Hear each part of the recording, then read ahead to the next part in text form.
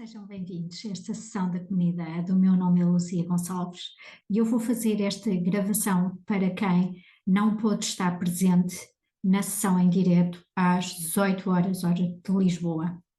Então, eu começo por partilhar o PowerPoint que preparei. Espero que seja uma ajuda. Antes de entrar nos erros mais comuns na escrita estatística, eu vou fazer uma apresentação de quem eu sou. Portanto, eu tenho o doutoramento em Estatística Experimental e Análise de Dados na Universidade de Lisboa.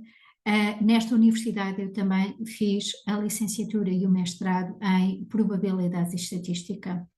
Trabalho há mais de 20 anos no Instituto de Higiene e Medicina Tropical, tenho uma grande ligação com os países de expressão portuguesa, em África, e na Universidade Nova de Lisboa eu trabalho numa unidade de saúde global, lecionando bioestatística em diversos mestrados e doutoramentos desta instituição.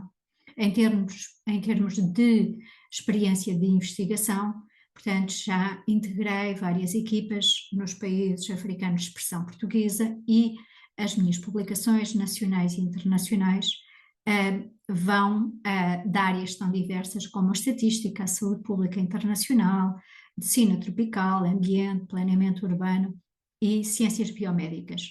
No entanto, na universidade, sendo às vezes um meio fechado, eu quis trabalhar neste projeto, nesta marca, na Zestat for Life, algo de uma maneira mais holística, porque muitas vezes nós vemos estudantes de mestrado, doutoramento e, claro, também da licenciatura, extraordinariamente derrotados com as adversidades, ou pela falta de bolsa, ou porque têm dificuldades no inglês, ou porque têm dificuldades em escrever, e portanto eu gostava de oferecer produtos em torno da estatística, mas com uma componente de desenvolvimento pessoal, e aí nasceu esta marca, a Zestat for Life. Em termos de agenda para esta sessão, irei fazer então esta minha apresentação e a apresentação da marca, falar sobre os erros mais comuns da escrita estatística, um bónus para algum produto que queiram utilizar na Zestat for Life, sugestões de formações de financiamento, que habitualmente temos estas partilhas na comunidade. A Vista Caetano iria fazer o ponto de situação de um artigo que estamos a tentar fazer na comunidade, mas uma vez que a Vista já esteve em direto e eu não gravei aquela sessão, por esquecimento, não terão esta componente e esta visão da nossa jovem investigadora que tem como meta concorrer a um programa de bolsas de doutoramento para prosseguir com o doutoramento. Claro que no direto também temos as partilhas, perguntas, comentários, mas que depois também poderão fazer via e-mail. Então, a comunidade, neste momento nós temos o grupo 0, que tem 12 participantes, domina Angola e Moçambique na nossa comunidade. É claro que fazemos partilha, já falámos sobre a prática japonesa do Ikigai, no sentido de alinhar o nosso propósito e a nossa missão, e portanto recomendo que procurem, há imensos livros e já andamos aqui a trabalhar com estas ferramentas preciosas. Também andamos a trabalhar em metas individuais para 2024 e agora temos o compromisso de nos ir lembrando uns aos outros daquilo que assumimos previamente e que se calhar veio março e nós não cumprimos, veio abril e nós não cumprimos, então é bom que alguém nos lembre dessas metas ou desses objetivos que ainda estão por cumprir. Às vezes falamos sobre oportunidades de financiamento, de formação, alguém viu um curso que é muito interessante e, portanto, trazemos estas partilhas para a comunidade. Por exemplo, na última sessão eu tinha ido a uma conferência a Genebra de um projeto em torno de uma só saúde, que agrega estatísticos, veterinários, médicos em termos da validação de testes de diagnóstico e que é financiado por uma rede europeia para a ciência, e eu no fundo fiz as partilhas dessa viagem. Às vezes nós abrimos as sessões a convidados especiais. Esta do dia 6 de março foi uma dessas sessões abertas, mas, regra geral, nós somos um grupo e aquilo que é discutido no grupo fica aqui, embora, claro que depois às vezes há divulgações que nós podemos estender para o exterior. Então, esta marca é recente, ela nasceu, foi registada, o processo foi registado em abril de 2022, embora depois a implementação foi começando por pequenos passos a partir de julho de 22. Nós temos um site que permite alojar cursos, temos as redes sociais e temos uma loja online, tudo no site, em que é possível comprar um curso e imediatamente ter acesso aos materiais, ou então fazer cursos usando a plataforma do Zoom. Nós estamos sediados no Palácio Baldaia, em Benfica, que é um espaço muito bonito, e portanto quem vier a Lisboa e quiser passar por este espaço, ele é encantador e merece uma visita. A quem é que se destina este projeto? Este projeto destina-se a estudantes de mestrado e doutoramento dos países lusófonos, também investigadores que queiram desenvolver as competências em estatística aplicada à sua investigação científica, e também a estatísticos em início de carreira nas áreas aplicadas, e para isso nós temos também parcerias com a Sociedade Portuguesa de Estatística, o Centro de Estatística e Aplicações da Universidade de Lisboa, onde eu pertenço e, portanto, faço investigação, e especificamente para este segmento de mercado, esta parceria é extraordinariamente importante. Nós na comunidade temos membros, alguns são das áreas médicas, também temos um estatístico e, portanto, temos obviamente uma abertura para diferentes tipos de áreas. A proposta de valor desta marca é oferecer produtos e serviços na área da estatística e ciência de dados, então aplicados à investigação científica, e passar esta experiência de terreno, combinando o rigor teórico que é essencial na estatística, mas num ambiente informal e tranquilo. Daí ter esta componente para quem fizer sentido, de ter também técnicas de desenvolvimento pessoal através de parceiros na área do coaching, da programação neurolinguística, que nos ajudam a criar então um ambiente de bem-estar, um ambiente mais holístico, que era essa a minha ideia inicial para este projeto. Nós temos produtos então no site ou por Zoom, uns gravados, por exemplo, e que são gratuitos, outros naturalmente pagos. Portanto, nós temos uma academia, que é a Academia Redes Z, que os conteúdos são gratuitos, são essencialmente conteúdos de desenvolvimento pessoal que estão disponíveis e que são gravações dos nossos parceiros, em que, ao fazer a subscrição do site, poderá haver então acesso a esta Academia Redes Z.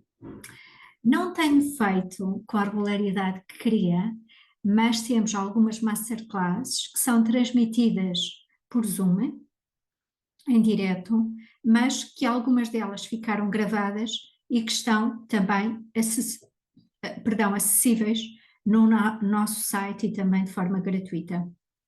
Agora temos a comunidade Z-Stat for Life e não Z5 for Life, é Z for Life, há aqui um erro.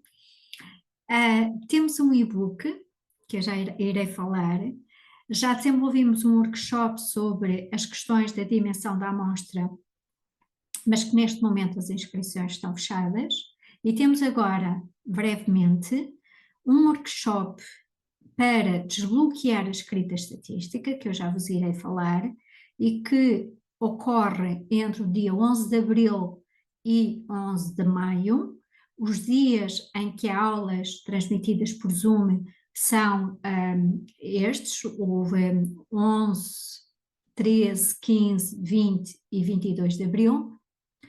Entre 22 de abril irão ficar com um trabalho para acelerar a escrita dos vossos trabalhos e no dia 19 iremos fazer um balanço para ver se interagiram uns com os outros, se partilharam técnicas de desbloqueio da escrita estatística e se o vosso trabalho de facto progrediu.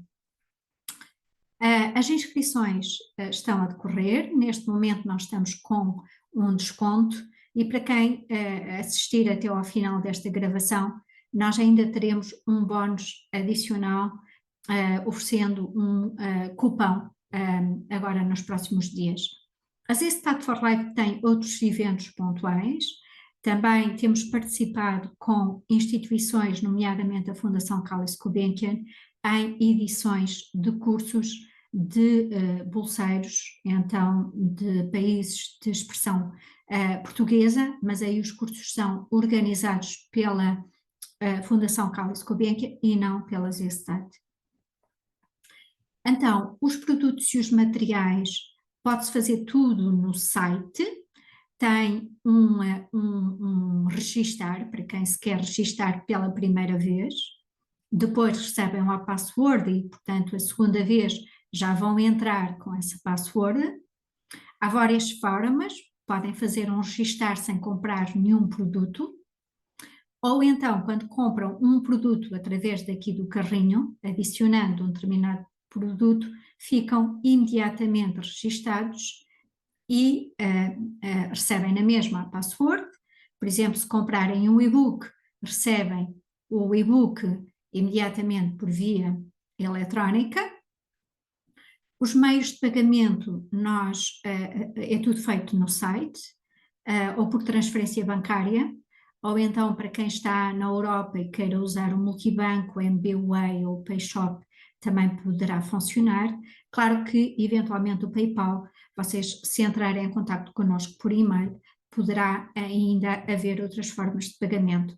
Em termos de fatura, está tudo automatizado e imediatamente ao fazer o pagamento, a fatura também é imediatamente emitida. O que é que existe neste momento na loja? Portanto, nós temos a comunidade, que tem uma mensalidade simbólica, temos este workshop, então, o Artes Z para desbloquear a escrita estatística, que está agora com as inscrições abertas e então em promoção, e depois de forma permanente este e-book sobre a estatística na investigação científica, o início do caminho, aqueles primeiros passos para poder obter dados com qualidade, porque é isso que vai potencializar, obviamente, a investigação científica. Em termos do workshop, provavelmente vocês já viram algumas campanhas a nível do Facebook e do Instagram, portanto aqui tem 4 razões para investir neste workshop, além do bem-estar e de um alívio brutal para quem está a fazer uma tese ou uma dissertação e também para a família, sem dúvida que acelerar a escrita estatística é muito importante. As técnicas de escrita estatística são valiosas não só para este momento académico, como depois para a vida profissional. E há uma questão que rapidamente, do ponto de vista de alteração da posição na vossa carreira, novas oportunidades de emprego, certamente que nem que só antecipem um mês a escrita estatística, já conseguem recuperar o valor investido no pagamento da inscrição deste workshop. Este workshop é totalmente original, eu não vi nada a nível do exterior nem nacional E, portanto, esta combinação de trazer técnicas de desenvolvimento pessoal e técnicas de escrita estatística, sem dúvida, irá impactar o vosso sucesso, não só académico, como profissional. Quem é que são os formadores? Portanto, eu, como já vos disse, portanto, eu sou professora universitária e doutorada nas áreas da estatística, mas depois temos a Cristina, que é da área da engenharia física, mas que agora se dedica à programação neurolinguística, ao coaching, e que é especialista na libertação dos padrões mentais e comportamentais, até por experiência própria, por exemplo, a nível de apresentações públicas, a nível da discussão de uma tese, que muitas vezes nós temos excelentes trabalhos e por um bloqueio, por um padrão qualquer, nós perdemos quando temos que fazer uma prova, um exame, e isto é extraordinariamente importante, obviamente, para o nosso bem-estar e para o nosso sucesso profissional. O Ricardo Rosa é doutorado em Ciências Biomédicas, e de facto nós muitas vezes insistimos em fazer um mestrado, um doutoramento, mas não é propriamente a nossa praia. Às vezes nós estamos a fazer porque era um sonho dos nossos pais, nós não os queremos desiludir, e então às vezes nós estamos a ir contra a maré. O Ricardo Rosa foi daquelas pessoas que fez o doutoramento com muito sucesso e depois escolheu outro modo de vida, dedicando-se às terapias holísticas e sendo especialista em dor física e emocional, e naturalmente usa os seus conhecimentos das ciências biomédicas para agora conjugar e complementar aquilo que está a fazer. A Maria Garcia é mais da área da sociologia, também abandonou essa carreira da sociologia e se dedica neste momento mais ao yoga. Ela dá aulas de yoga por Zoom e claro, vocês podem estar em Moçambique e assistir a uma aula de yoga dada a partir de Portugal. O Karim é especialista em gestão de marketing, também é mestrando em psicologia holística e está muito ligado ao coaching e à programação neurolinguística, mais em termos de empresas, o que é uma componente muito boa, porque há técnicas nas empresas que são menos conhecidas nas áreas académicas e este intercâmbio é extraordinariamente importante.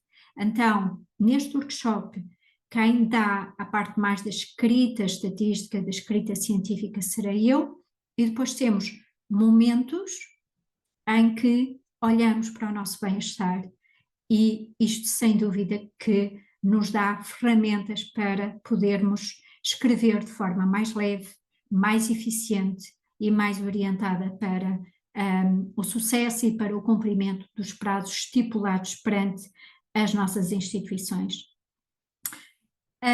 Se fossem direto, eu ia-vos perguntar que bloqueios é que andarão para aí na escrita das vossas teses, das dissertações, dos artigos científicos. Sabem que os estatísticos, além dos alunos que orientam, de mestrados e doutoramentos, também dão muita ajuda aos alunos dos outros orientadores. E então é muito fácil nós ouvirmos: não me sai nada, eu estou à beira de um ataque de nervos, eu já não posso ver isto, só me apetece desistir. Eu até sei fazer a análise estatística, mas vou prescrever e não consigo prescrever. Eu não tenho vida, só estudo, eu estou farto disto, eu vou desistir. Não, não façam isso, porque há muitas técnicas que nos ajudam a desbloquear a escrita estatística e há livros já bastante antigos como este, O Caminho do Artista, ou por exemplo workshops que têm exercícios para o desbloqueio da escrita, mas mais numa perspectiva de muitas vezes de atores de teatro e de cinema, autores que têm, escritores que têm bloqueios, às vezes de escrita.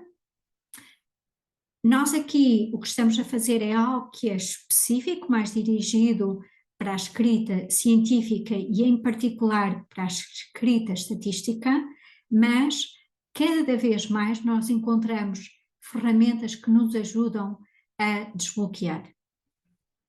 Depois também há outro aspecto muito importante, não é só para agora, Na vida, todos os caminhos têm dados e estatística.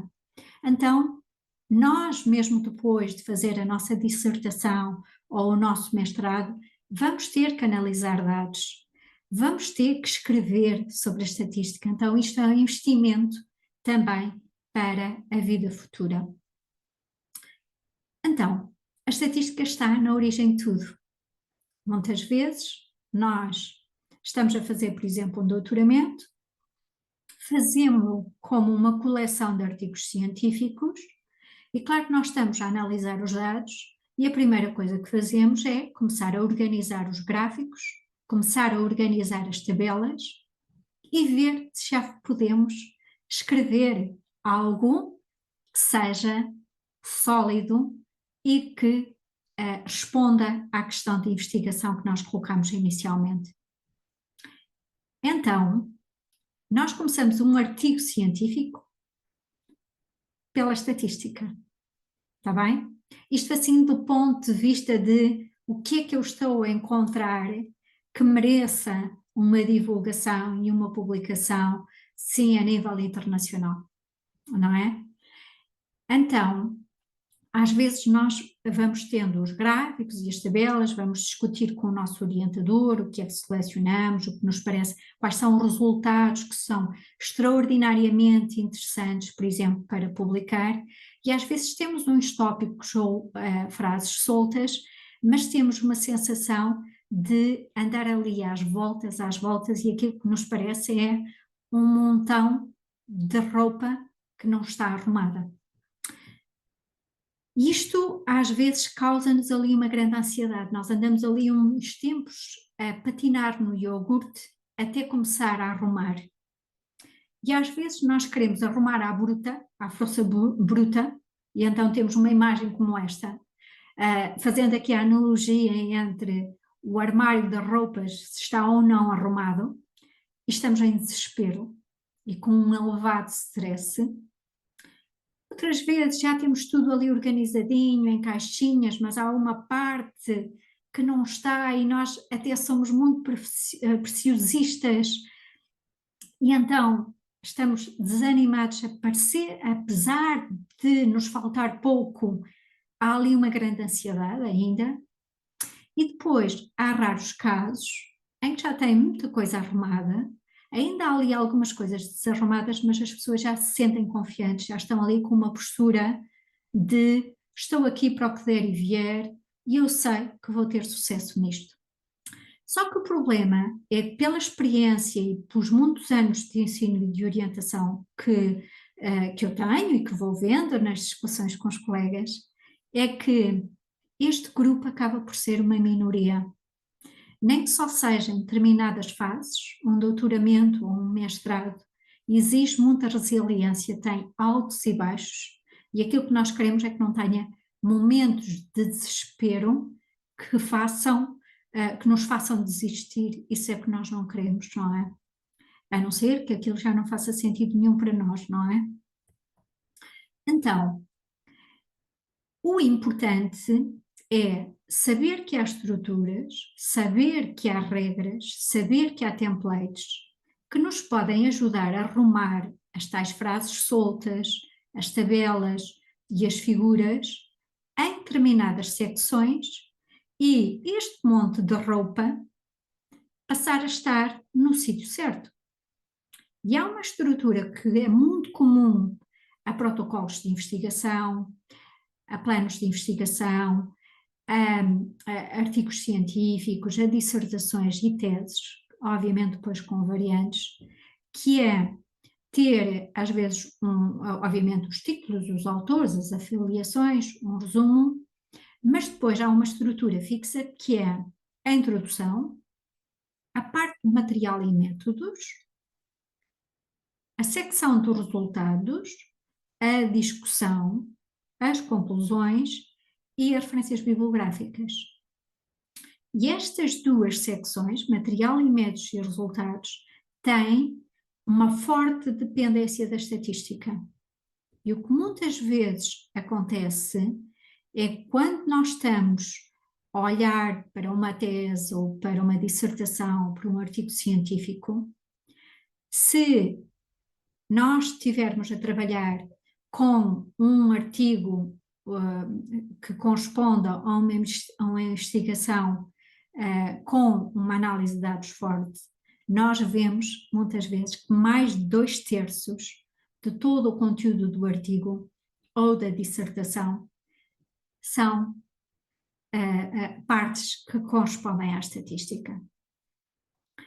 Então, aqui tem um exemplo de um artigo na área médica, publicado nesta revista, na PLOS ONE, em 22, e reparem que tem esta estrutura, é um abstract, tem aqui um background, uma introdução, os métodos, os resultados e as conclusões, e como podem ver, estas duas partes ocupam mais de 2/3 e correspondem a secções muito estatísticas. Então, há formas de nós, mesmo que tenhamos a estante vazia, ao saber o que cada secção deve conter, nós vamos colocando aqueles elementos que sabemos que podemos pôr lá, que já sabemos, e vamos enchendo a estrutura. Está bem? Claro que, mesmo assim, nós, quando estamos a escrever um trabalho, principalmente na fase inicial, vão existir muitos erros, por isso mesmo é que nós temos que fazer, rever, partilhar às vezes com pessoas que não têm nada a ver com o assunto, mas que nos limpam pelo menos os erros ortográficos, que nos dizem se aquele texto está ou não claro.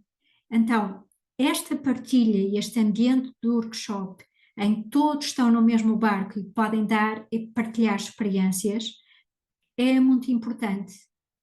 Porque há uma fase, que é a fase da versão final, em que os orientadores vão avaliar com um olho mais crítico, em que nós vamos submeter o nosso trabalho a júris ou a revisores quando publicamos um artigo científico, e claro que aí nessas fases mais adiantadas o trabalho não pode conter ou não deverá conter erros, mas nós mesmo assim encontramos, mesmo em revistas científicas de topo, nós muitas vezes encontramos erros do ponto de vista estatístico e às vezes quando nós passamos a nossa investigação para a comunicação social, aí ainda aparecem mais incongruências do ponto de vista estatístico. Então, só para dar alguns exemplos, por exemplo, ontem eu encontrei é um artigo que é da comunicação social, mas que dizia que perto de 70% dos estudantes da Universidade de Coimbra pensavam em migrar. E quando nós lemos a notícia, diz que a Associação Académica de Coimbra realizou um estudo sobre imigração jovem dos estudantes da Universidade de Coimbra, recolhendo dados através de um inquérito na plataforma Microsoft Forbes, entre os dias 1 e 26 de janeiro. Ora, se isto fosse um texto científico, só este parágrafo iria ter algumas incongruências e, portanto, nós tínhamos que limpar este parágrafo. Por exemplo, na investigação é muito importante o porquê, o para quê, quem nós estamos a estudar, como é que nós vamos estudar, o onde e o quando. Nós aqui não temos o quando completamente especificado. Depois aqui diz que foram contabilizados 1.381 respostas, sendo válidas 1.272, por exclusão de 109 estudantes que não pertencem à Universidade de Coimbra. Esta forma de recolher dados, eu, por exemplo, uso-a na Zstat for Life, mas eu não a estou a usar para fins científicos. Quando nós estamos a usar este tipo de plataformas para investigação científica, temos que ter muito cuidado. Claro que aqui quem respondeu, provavelmente depois os autores puderam, de facto, confrontar se teriam pessoas que disseram que eram da Universidade de Coimbra e não eram, mas noutras situações nós não temos essa possibilidade de fazer esse controle. Então, é preciso ter muito cuidado, porque estes aspectos são também aspectos ligados ao material alimentos, e o material alimentos tem que ser muito rigoroso, e obviamente para nós termos inferências válidas, nós temos que ter amostras aleatórias e representativas, e nem sempre isso acontece, está bem? Então vamos ter que ser extraordinariamente cuidadosos quando nós fazemos os nossos trabalhos. E este é um dos erros número 1 que nós vemos muitas vezes, não planear cuidadosamente a amostragem e a própria recolha de dados no terreno. Quando nós dizemos no terreno, pode ser num laboratório, numa escola, em comunidades rurais de Moçambique, etc. Está bem? Outra questão, por exemplo, de início, parecem aspectos muito simples do ponto de vista estatístico, mas que nós notamos que há muita dificuldade em isto estar completamente escrito, é quem nós estamos a estudar, rigorosamente, qual é a nossa população ao universo, porque muitas vezes as pessoas confundem linguagem corrente com linguagem estatística, e o termo população do ponto de vista estatístico tem uma definição muito precisa, está bem? Por exemplo, naquele estudo da Universidade de Coimbra, como falam lá de imigração jovem, aquilo pode ser um conceito, obviamente, do ponto de vista metodológico, que nós precisávamos saber o que é que consideram imigração jovem, mas pode ser que aquele inquérito seja apenas destinado, por exemplo, a estudantes de licenciatura ou de algumas licenciaturas. E então nós temos que ter cuidado, provavelmente não será todo o universo dos estudantes da Universidade de Coimbra. Pode ser estudantes de uma determinada licenciatura que estão matriculados num determinado ano letivo. Então, do ponto de vista estatístico, muitas vezes para definir população, nós precisamos de encontrar referências temporais, referências geográficas, que nos ajudem a limitar, então, qual é a nossa população. É muito importante pensar quais são as variáveis que são relevantes para cada um dos objetivos do nosso trabalho de investigação. Tamanho da amostra é um aspecto muito importante, é das perguntas que nós mais temos nas nossas instituições quando trabalhamos em áreas aplicadas. Que plano de amostragem foi seguido? E, obviamente, aqui nós também temos que antecipar dificuldades que vamos encontrar no terreno, porque isso pode nos minar a qualidade dos dados. Portanto, o nosso e-book aborda estas temáticas com mais pormenor, isto para tentar assegurar e sensibilizar os utilizadores da estatística para a importância da qualidade dos dados. Relativamente ao cálculo do tamanho da amostra, também muitas vezes nós vemos trabalhos que têm um cálculo do tamanho da amostra sem justificação, que não é plausível, que não atende aos objetivos principais do trabalho, e há em algumas áreas um uso e abuso desta fórmula, que é muito usada, por exemplo, agora em Portugal nós estamos numa época de eleições e, portanto, ela é muito utilizada para estimar, por exemplo, a proporção de votantes num determinado partido, ou a proporção de indivíduos com diabetes que têm uma determinada complicação, ou para a prevalência de uma doença. Mas isso é se eu tiver esse objetivo de estimar uma proporção. Porque se eu tiver outros objetivos, esta forma não serve para nada. E ela é muito utilizada erradamente na prática.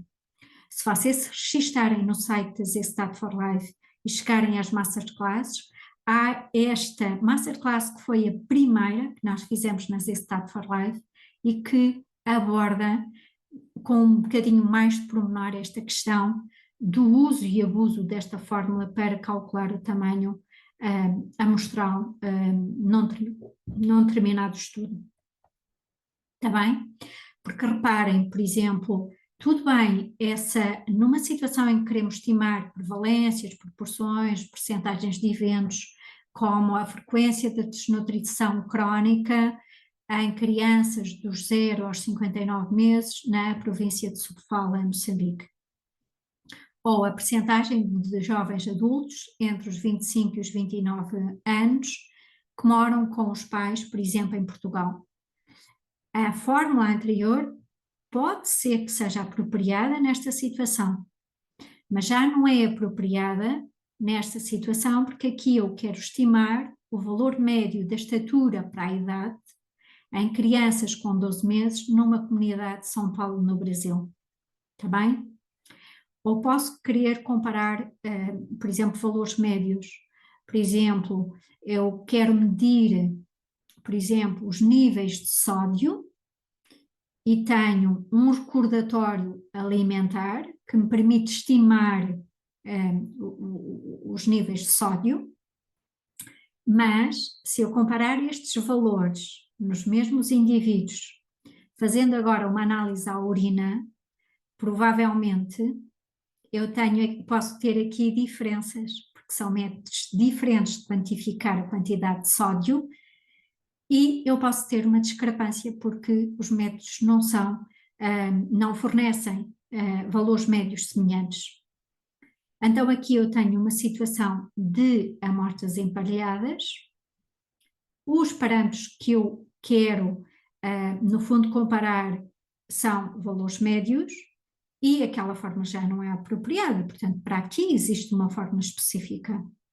Nesta situação, eu agora quero pegar nos indivíduos adultos, então nesta comunidade de Maputo, mas pego apenas no método de análise à urina, então para obter a quantidade de sódio, mas agora aquilo que eu vou comparar é o grupo dos adultos que me dizem que são vegetarianos com os que não são vegetarianos neste estudo local em Maputo.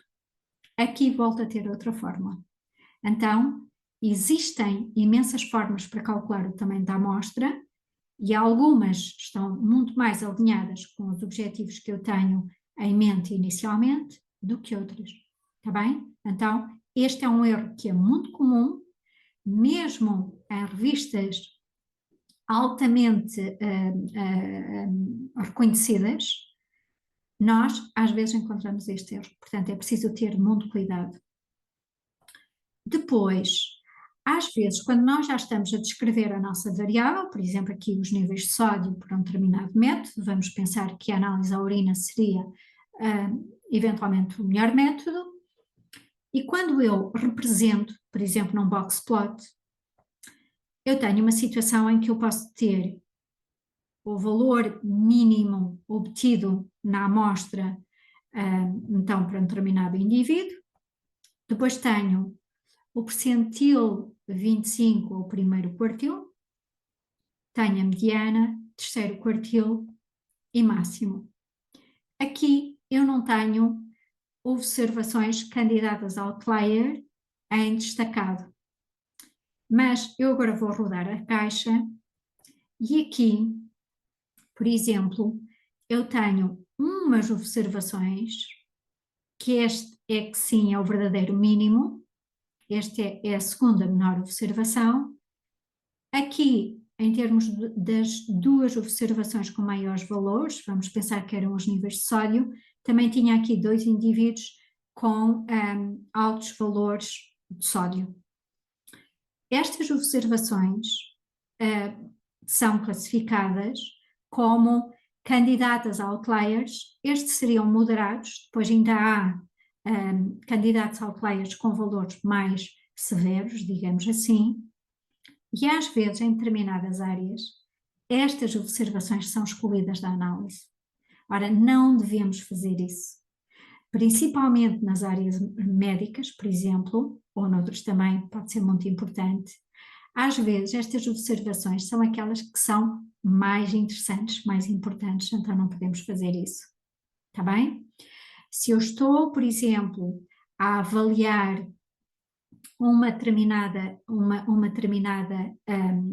variável e eu retiro este tipo de informações, eu posso estar a perder informações preciosas de um subgrupo que se calhar era o mais interessante, está bem? Aqui temos a classificação global atribuída a um hospital, mas aqui separando segundo outra variável, que é, no ano passado, alguma vez recorreu ao setor privado? Então, os que não recorreram ao setor privado dão classificações ali um bocadinho abaixo de 45 pontos até ali, sei lá, 93, para aí. Mas reparem, quem recorreu ao privado no último ano classifica o hospital tendencialmente com valores bem mais baixos. E estas observações aqui aparecem como candidatas outliers. Esses aqui com a bolinha terão um valor moderado, mas depois os outros já têm um valor severo.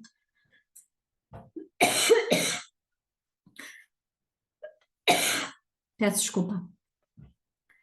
Mas estas observações, por exemplo, se eu calculasse a média, elas iriam arrastar a média lá para cima, não é? Mas quando eu calculo a mediana diz-se uma medida que é mais resistente à presença dessas observações candidatas a outliers. Então eu não as devo excluir, mas sim usar medidas e técnicas estatísticas que sejam mais robustas à presença destas observações. Imaginem que eu estou a analisar a temperatura ao longo dos anos, no mês de janeiro, e retirava os outliers. Então, eu estou a retirar as observações mais importantes, se calhar para estudar as alterações climáticas.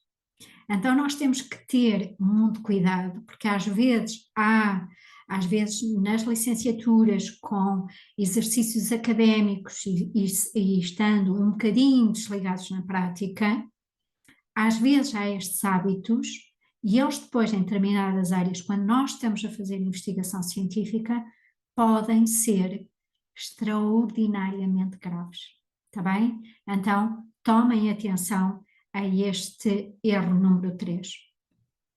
Depois, também há um abuso às vezes, aqui há mais de notação, que às vezes quando nós publicamos um artigo científico, por exemplo, numa revista de Biologia, por exemplo, muitas vezes a própria revista sugere que se resumam as variáveis quantitativas contínuas através da média mais ou menos um desvio padrão. De facto, nós encontramos na natureza muitas variáveis que têm um comportamento segundo a curva normal, ou de Gauss, que é simétrica em torno do valor médio, e esta notação é apropriada para representar essas variáveis. Mas se eu estiver a trabalhar, por exemplo, com o tempo de sobrevivência após o diagnóstico de um tumor maligno, eu posso ter um comportamento assim assimétrico, havendo, por exemplo, aqui indivíduos que sobrevivem, por exemplo, ainda muitos anos, mas alguns sobrevivem ali em torno, por exemplo, de 5 anos. Ora, o que é que acontece? Se eu calculo o desvio padrão e se eu calculo a média, às vezes o desvio padrão pode até ter um valor superior à média e até dar um número negativo. Então, esta notação, se eu estiver a trabalhar com variáveis com um comportamento completamente assimétrico, até podem dar disparates. Então, por exemplo, aqui, quando eu tenho variáveis com uma distribuição muito assimétrica, muitas vezes o que fazemos é uma representação através da mediana e do intervalo interquartílico, e, portanto, estamos a usar medidas mais robustas. E se eu tenho variáveis com comportamento simétrico, tudo bem, eu uso a média e o desvio padrão, está perfeito, mas noutras situações, por exemplo, se eu me guio pelas regras da revista, é a regra da revista que me leva a cometer um erro do ponto de vista estatístico, aqui em termos quando a revista sugere esta notação. Então é preciso ter cuidado, portanto nós quando estamos principalmente a fazer investigação científica, temos que ter muito cuidado com estes detalhes. Depois, outro erro, por exemplo, número 5, não testar os pressupostos ou condições de aplicabilidade dos testes estatísticos. Por exemplo, se eu quisesse averiguar se vegetarianos e não vegetarianos tinham níveis médios de sódio semelhantes, isto medidos através então, da análise à urina, eu poderia eventualmente, teoricamente, utilizar o teste TED-Student para comparar valores médios então em grupos independentes. Se tivesse mais de 2 grupos, poderia usar uma técnica muito conhecida que é a análise de variância a um fator, mas atenção que estas técnicas exigem a verificação da normalidade, neste caso dos valores do sódio, querem vegetarianos, querem não vegetarianos. Aqui faltou-me definir aqui as siglas. E, além das questões da normalidade, também devemos verificar se as variâncias dos valores do sódio são semelhantes, então, para vegetarianos e não vegetarianos. Se falharem estas condições de aplicabilidade, há testes alternativos, nomeadamente os testes não paramétricos, que podemos utilizar então para averiguar este objetivo, e isso geralmente deve estar descrito no material e métodos, ou seja, quando nós escrevemos a nossa análise estatística, nós temos que dar um ênfase também à averiguação do cumprimento ou não de pressupostos das técnicas estatísticas. Isto também é muito importante. Agora, é de facto fácil errar em estatística, temos que ter muito cuidado. Às vezes a análise estatística em si está perfeita, mas depois, ao escrever, a linguagem estatística também tem especificidades muito próprias, tem particularidades muito próprias, que são difíceis de entender pelas pessoas das outras áreas, e então é, de facto, preciso ter muito cuidado para não cometer erros. A linguagem estatística tem, de facto, muitas miudezas e é preciso ter muito cuidado. Por isso, é bom, de facto, olharem para, por exemplo, e-books deste tipo, o nosso workshop, então, que vai acontecer daqui pouco mais de um mês. E para continuarem nesta comunidade, neste grupo 0.0, se vocês se inscreverem no workshop, então, Artes Z para desbloquear a escrita estatística, vão ficar com acesso gratuito a esta comunidade até julho de 2024.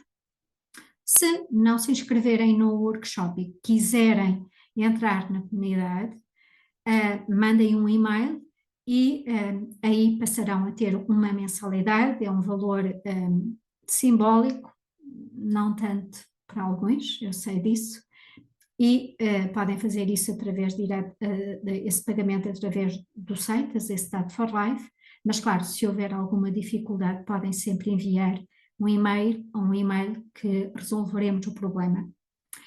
Nós estamos provavelmente a lançar sementes, algumas já germinaram, porque já temos aqui um período desde dezembro, já temos algum trabalho facto, e esta comunidade tem, a mim em particular, tem dado imenso prazer poder lá acompanhar.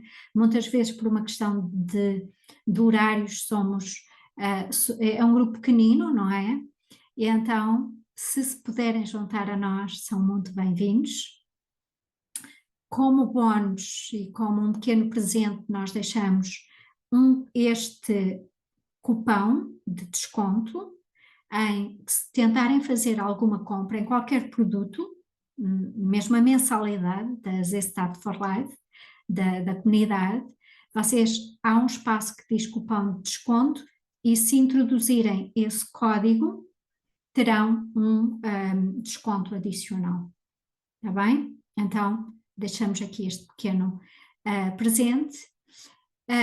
Também uma partilha, este grupo que tem imensas revistas em todas as áreas,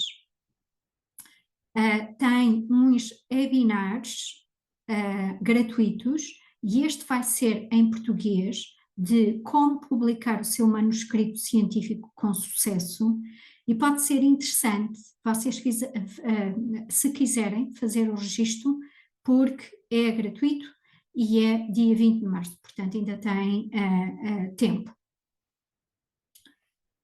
Depois, aquilo que nós pedimos é que vão vendo o nosso site, o Instagram e o Facebook, portanto muitos de vocês cederam-nos o vosso contacto através dos anúncios do Facebook e do Instagram. Temos também um canal no YouTube, embora o canal do YouTube ainda tenha muito poucos subscritos e poucos conteúdos, mas esperamos alargar também o canal do YouTube. E temos um grupo do Telegram, deste grupo da comunidade da Zestat for Life, o grupo dos embaixadores, dos iniciantes, que é o grupo 0.0. Se vocês forem utilizadores do Telegram e se clicarem neste link, também poderão fazer parte. Nós usamos este grupo às vezes para fazer lembretes. Claro que às vezes até, por exemplo, esta sessão que está a ser gravada, eu posso colocá-la no Telegram e depois vocês podem vê-la a partir do Telegram. Então fico por aqui, espero que tenham gostado e vão dando notícias e peçam-nos se quiserem assistir a outra sessão, mesmo que ela naquele dia não esteja a ser publicitada como aberta,